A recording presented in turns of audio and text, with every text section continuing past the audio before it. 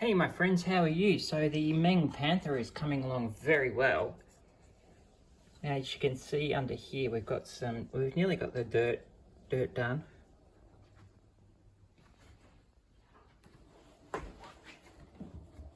So getting a lot of variance going on.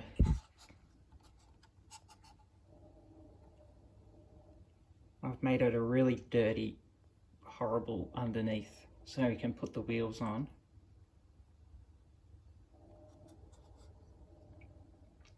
Yep, getting that cracking.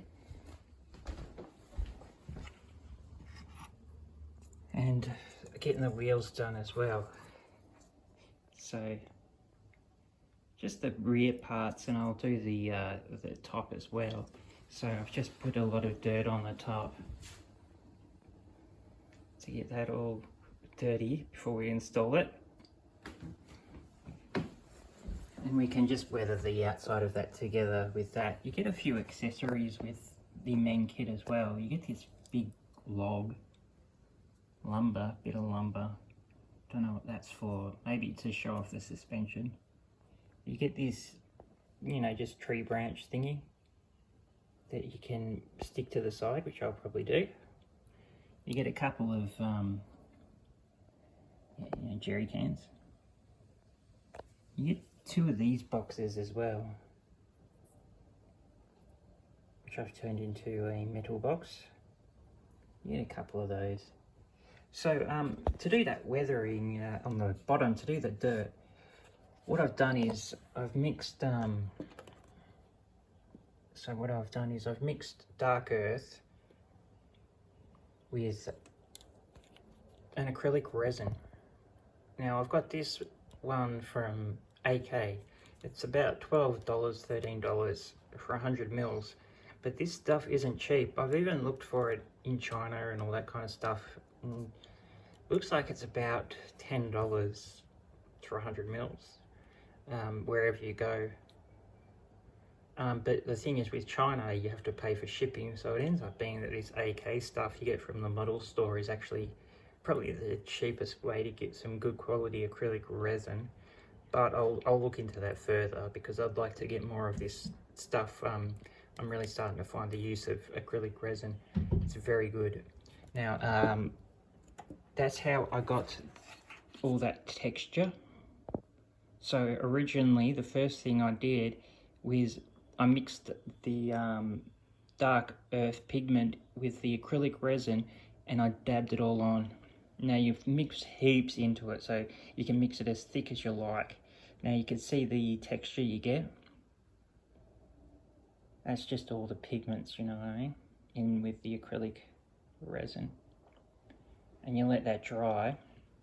And then I mixed in some just normal earth, so some normal earth, and you can see the difference. They're quite different color. This is a real, and this is why I went with the dark earth, because this is going to be a Russian tank, or not a Russian tank, a German tank fighting in Russia in 1943-44.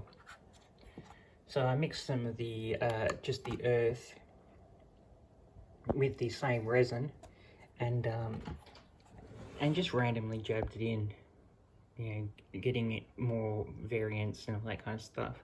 And then after that I went back again with some dark and went over some more areas. So it was just sort of random. And then after that I let it all dry,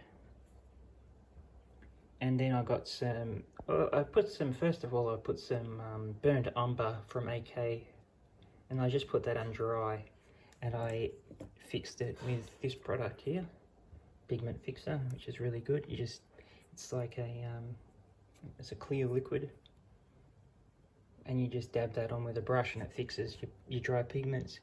And then I just randomly put on this SMS light earth, which is very light, and that's you can see the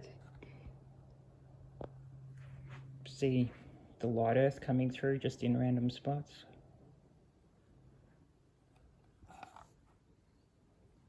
Really on that side it's really a lot better. Now with the pigment fixes and that, you can get a bit of tonal variation, like it can shine a bit sometimes, and you can just fix that up with a good flat clear. I like to, with this dirt, just run a bit of flat clear once I've finished it, so you get the same, you know, you don't get any gloss variation, I suppose. It's all comes up the same. So that's what I did there. Now we've got to get these finished, so I just got the Zimmerit on them. I messed up that one really badly. But got the Zimmerit on, and it's all fastened with super glue. And I just gave it a bit of a seal with some of this product, Etch Primer. So we got a good surface to paint on. And I'll just clean that up with a file. And we'll flip it over, we'll give the other side a bit of a seal with that Etch Primer, and then we can start painting it up. And hopefully soon, very soon, I can install the wheels, and then we can start putting these things on. That's why I've been attacking the bottom, because I just want to get it together. And then we can weather the exterior part, so this will be just done with the tank. So once this is on, then I can just do it all together. You're just getting these top parts, because it's very hard to get a brush in there to do the top of this and to do the back of these well. So I'll do them first, install it, and then we can put it all together. I'll show you the, I've made a bit of a base for my Africa core. So it's starting to dry now. Just put in the clay, so that's just all clay. It's starting to crack up really well, like I wanted it to. And so this is just for this Panther here. So my Africa core Panther, and it'll just go like, you know, something like there.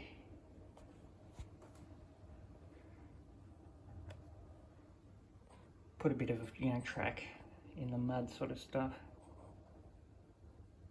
And I reckon that'll look alright, you know.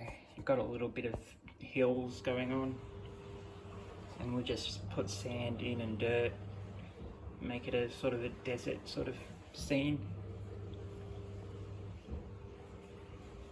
Pretty simple, but it's just a base. It's just a base to show off the tank and the figures.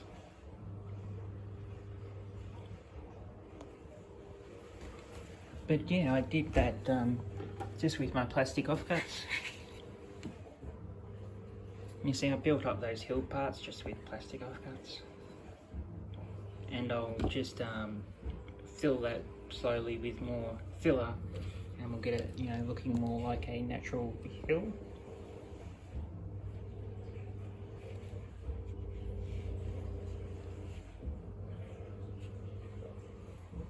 And we'll see how that goes.